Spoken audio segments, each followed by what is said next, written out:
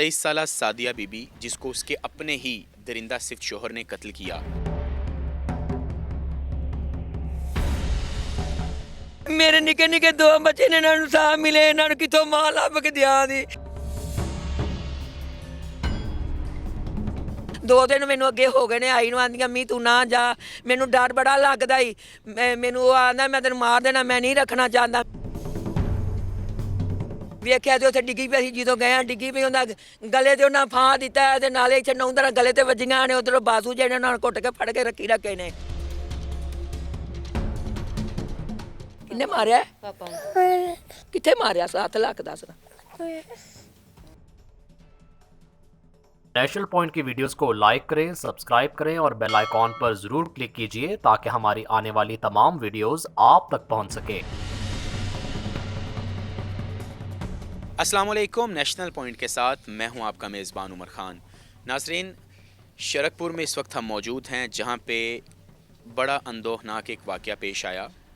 23 साला सादिया बीबी जिसको उसके अपने ही दरिंदा सिफ्त शोहर ने कत्ल किया, और कत्ल करने की वजह ये थी कि जो उसकी वालदा है वो एक रिश्ता लेने के लिए अपने रिश्तेदारों के पास गई, जिसके बदले में शोहर ने उसे कत्ल किया।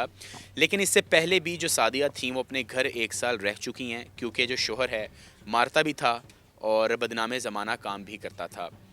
ज़ालिम शोहर, और जब इस तरह का मिल जाए, यकीनन वो एक माँ बाप के लिए बदकिस्मती ही आप समझिए। जो बेटी है उसे तो फूल की तरह रखना चाहिए, लेकिन शोहर ने इतना जुल्म किया कि बेटी अपनी माँ को कहती रही कि शोहर मुझे कत्ल कर देगा, लेकिन माँ ने यकीन नहीं किया। क्योंकि एक माँ किस तरह यकीन कर सकती है कि जिस इंसान को वो अपनी बेटी दे रही है वो दरिंदा सिफ्त इंसान उसे कत्ल कर देगा। ये वो लड़की है सादिया जिसकी उम्र सिर्फ 23 साल थी, जिसे उसके अपने ही शोहर ने कत्ल किया। और ये वो 2 बच्चे हैं सादिया के, एक की उम्र 3 साल है, एक की उम्र 5 साल है, जिसे उसके शोहर ने कत्ल किया। उनकी वालदा हमारे साथ मौजूद हैं, उनसे पूछते हैं कि इतनी मामूली बात पे कत्ल किया, वजह क्या थी? माँ जी, पहले तो हम आपके दुख में शरीक हैं कि इतना बड़ा जुल्म हुआ आप लोगों के साथ। आप बताइएगा कि क्या वजह है, आपका जो दामाद था उसने इतना इंतहाई कदम उठाया, उसने आपकी बेटी को ही कत्ल कर दिया, वजह क्या थी? ये हमारे नाजरीन को बताएं ताकि हम इस बच्ची को इंसाफ दिलवा सकें। मैं वज़ीर आला को गल करना चाहनी हाँ कि मेरी बच्ची नूं इंसाफ मिले। मेरे निके निके 2 बच्चे ने, इन्हां नूं इंसाफ मिले, इन्हां नूं किथों मां लभ के दियां दी। ये बच्चे कहणगे सानूं मां दे दी, किथों दियां दी। उन्हें बड़ा जुल्म कीता है, कोई गल नहीं, अगे भी बड़ा मार कुट के उन्हें साडे घर कलाज दा साल पूरा रही, हुण 2 महीने हो गए ने, लै गया, असीं नहीं सा कल दे। आप ये बताइएगा कि शोहर ने बीवी को कत्ल किया, आप एक रिश्ते के लिए गई थी, तो इतनी छोटी सी बात पे उसने कत्ल कर दिया। कोई गल नहीं हैगी, निक्की जिन्नी गल तो हुण लै के गया, तरलिया मिंटा नाल लै गया ते उन्हें बहाना बना के लग्या है। हुण ये बहाना बनाया सू असीं रिश्ता लैण वास्ते गए हैं, बच्ची वड्डी दी पुत्तर जोगा, ते ओहदी भैन घर पहिलों गए ते आंदा हाँ हाँ क्यों गए जे मेरी भैन घर रिश्ता पुछण। उत्थों जिन्ना उन्हें लड़ाई की बड़ी करदा रहा फोन ते। मैं आख्या अपने दोतरे नूं कलाया है, मैं आख्या जा उन्होंने छड्ड, आंटी नूं मता कोई बदतमीजी ना करे। जो गया है छड्डण वास्ते जांदे सारों ने बड़ी बदतमीजी की, आंदा गछड़ो मेरे घर ना रह, मैं नहीं रखना, निकल जा मेरे घरों, मैं तेन मार देना ही, मैं तेन मार देना ही। बड़ी उन्हें बदतमीजी की है। जब आपका दामाद ये बात कह रहा था कि मेरे घर से निकल जाओ या मैं इसे मार दूंगा, तो आपके जहन में आया था कि मैं अपनी बेटी को ले जाऊं? इतना जालिम शोहर है उसका। मैनू नहीं सी पता है, मैनू नहीं उन्हें गल्लां दसियां। सुबह हुई है तो असीं फिर लाहौर चले गए उन्होंने नाल लैके। फिर उन्हें मैनू जो लाहौर जान डे हैं ना, उदों भी दूसरी ओहदी बेटे का रिश्ता पूछण वास्ते जान डे जी लाहौर। उदों रस्ते च मैनू उन्हें गल दसी, अम्मी मेरे नाल राती उन्हें बड़ी बदतमीजी की थी, आंदा मैं नहीं तेनू रखना चाहता, मैं तेन मार देना ही। जो शाम हुई है घर आए हैं, मैं स्पैशल उन्होंने घर छड्डण वास्ते उन्होंने गई, मैं आख्या लै पुत्तर मैं हुण चली हाँ। 2 दिन मैनू अगे हो गए ने आई नूं, आंदियां मी तू ना जा, मैनू डर बड़ा लगदा ही। मैनू आंदा मैं तेन मार देना, मैं नहीं रखना चाहता, मैनू डर लगदा। मैं आख्या नहीं पुत्तर ये कोई गल तो नहीं हैगी। ये तो माँ है ना, माँ तो हमेशा चाहती है कि उसकी जो बेटी है उसका घर ना उजड़े। तो उसने कहा कि तुम ईजी हो जाओ, कोई मसला नहीं, जो आपका शोहर है वो आपको कुछ नहीं कहेगा। लेकिन क्या पता था कि वो जालिम इंसान ने जो कहा था वो कर दिखाएगा। अच्छा, अच्छा, बच्ची की शादी को 8 साल हुए थे, शुरू के जो साल थे वो सही गुजरे थे या वो भी बुरे थे? ਜੜਨਾ ਸਭ ਹੀ ਬੁਰੇ ਰਹੇ ਨੇ, ਕੋਈ ਨਹੀਂ ਉਹਨੇ ਸਲੂਕ ਅੱਛਾ ਕੀਤਾ, ਕਦੀ ਖਰਚਾ ਨਹੀਂ ਸੀ ਦਿੰਦਾ ਹੈਗਾ, ਕਦੀ ਦੇ ਦੇਣਾ ਕੋਈ 200 ਰੁਪਈਆ ਤੇ ਕਦੀ ਕੋਈ ਨਹੀਂ ਸੀ ਦਿੰਦਾ, ਮੋਤੀ ਕਿਸੇ ਦੇ ਬਣਾਉਂਦੀ ਸੀ ਗੁਆਂਢੀਆਂ ਦੇ ਤੇ ਉਹ ਕੋਈ 200 ਦੇ ਦਿੰਦੇ ਸਨ, ਆਪਣੇ ਬੱਚਿਆਂ ਦਾ ਗੁਜ਼ਾਰਾ ਕਰਦੀ ਰਹਿੰਦੀ ਸੀ।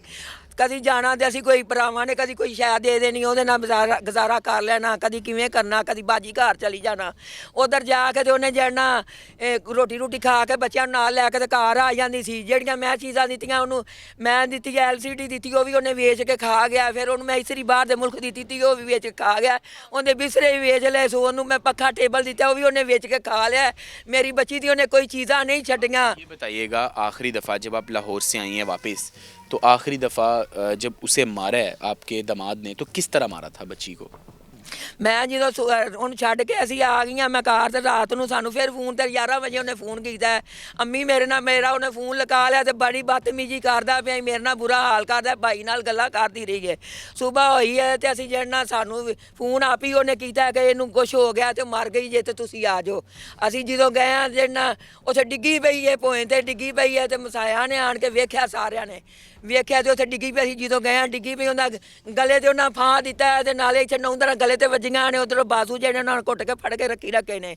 ਉਹ ਇਕੱਲੇ ਕੋਲ ਕਾਬੂ ਨਹੀਂ ਸੀ ਆਉਣ ਵਾਲੀ, ਇੱਕ ਦੋ ਤਿੰਨਾਂ ਜਣੇ ਰਲ ਕੇ ਇਹ ਕੰਮ ਕੀਤਾ ਹੈ। ये भी बताइएगा कि जो आपकी बच्ची है उस पे कोई इल्ज़ाम तो नहीं लगाता था? ਨਹੀਂ ਇਲਜ਼ਾਮ ਨਹੀਂ ਸੀ ਲਗਾਉਂਦਾ ਹੈਗਾ ਕੋਈ ਵੀ।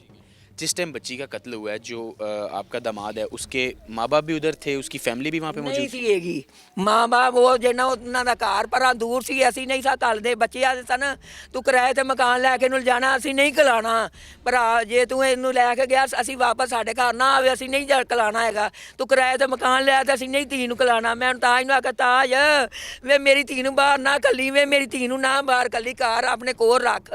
ਉਹ ਜ਼ਬਰਦਸਤੀ ਉਹਨਾਂ ਨੇ ਉਧਰ ਕਿਰਾਏ ਤੇ ਮਕਾਨ ਲੈ ਕੇ ਤੇ ਉਧਰ ਰੱਖਿਆ ਹੈ। अब आप ये बताइएगा, यकीनन सब लोग ये हमारी वीडियो भी देख रहे हैं, इंसाफ के हवाले से बताइएगा, आपको इंसाफ भी चाहिए, पुलिस ताउन कर रही है? ਪਤਾ ਨਹੀਂ ਪੁਲਿਸ ਦੇ ਹੁਣ ਸਾਡੇ ਮੂੰਹ ਤੇ ਸਾਡੀ ਹੀ, ਸਾਨੂੰ ਹੁਣ ਕੀ ਪਤਾ ਕੀ ਕਰਦੇ ਪੈਣ ਕੀ ਨਹੀਂ। ਅਸੀਂ ਦੂਸਰਾ ਮੁਜਰਮ ਫੜਾਇਆ ਹੈ, ਇੱਕ ਫੜ ਕੇ ਲੈ ਗਏ, ਦੂਸਰਾ ਫੜਾਇਆ ਉਹਨਾਂ ਨੇ ਰਾਤੋਂ ਰਾਤ ਹੀ ਉਹ ਕੱਢ ਦਿੱਤਾ ਹੈ। ਸਾਨੂੰ ਇਨਸਾਫ ਚਾਹੀਦਾ, ਉਹਨਾਂ ਨੇ ਉਹ ਦੂਸਰਾ ਮੁਜਰਮ ਰਾਤੋਂ ਰਾਤ ਹੀ ਛੱਡ ਦਿੱਤਾ ਹੈ। ਐਡੀ ਛੇਤੀ ਨਹੀਂ ਕੋਈ ਲੋਕੀ ਛੱਡਦੇ। ਉਹਦੇ ਭਰਾ ਨੂੰ ਫੜਿਆ ਨੇ ਤੇ ਉਹਨਾਂ ਆਖਿਆ ਕਿ ਅਸੀਂ ਦੂਸਰਾ ਤੁਹਾਨੂੰ ਦੇ ਦਿਆਂਗੇ ਕੱਲ੍ਹ ਨੂੰ। ਅੱਜ 4 ਦਿਨ ਹੋ ਗਏ ਨੇ, ਕੋਈ ਨਹੀਂ ਕਿਸੇ ਵੀ ਦਿੱਤਾ ਤੇ ਨਾ ਕੋਈ ਉੱਥੇ ਕੋਈ ਉਹਨਾਂ ਨੇ ਦਿੱਤਾ ਹੈ ਵਾਪਸ। ਉਹਨਾਂ ਆਖਿਆ ਸਾਨੂੰ ਇਨਸਾਫ ਚਾਹੀਦਾ ਬੱਚਿਆਂ ਦੀ ਖਾਤਰ। ਕਿੰਨੇ ਮਾਰਿਆ? ਪਾਪਾ ਕਾਹਦੇ ਤੋਂ ਮਾਰਿਆ? ਕਿੱਥੋਂ ਮਾਰਿਆ ਸੋ? ਕਿੱਥੇ ਮਾਰਿਆ ਸੋ? 7 ਲੱਖ ਦੱਸ। सादिया के 2 मासूम बच्चे, इनका क्या बनेगा नाज़रीन? यकीनन ये हमारे मुआशरे में इन्होंने रहना है, और जिसकी माँ को इतनी बेदर्दी से कत्ल किया जाए, वजह बड़ी मामूली हो। ये बच्ची है वो हवा की एक और बेटी, जिसे दरिंदगी का निशाना बनाया गया, जिसे नाजायज़ कत्ल किया गया।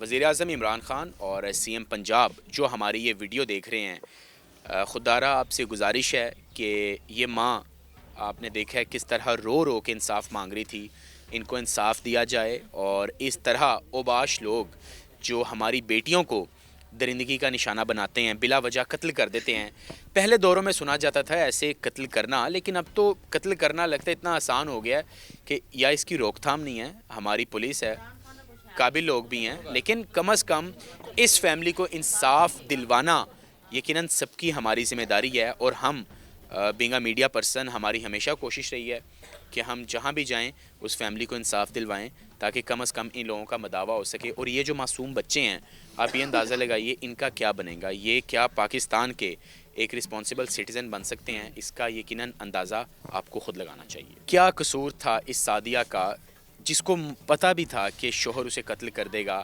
लेकिन इन मासूम बच्चों की खातिर उसने अपना घर बसाना चाहा। लेकिन मेरे पास अल्फाज नहीं है कि मैं किन अल्फाज से उसके शोहर को पुकारूं, जिसने इस बेदर्दी से इन मासूम बच्चों की माँ को कत्ल किया।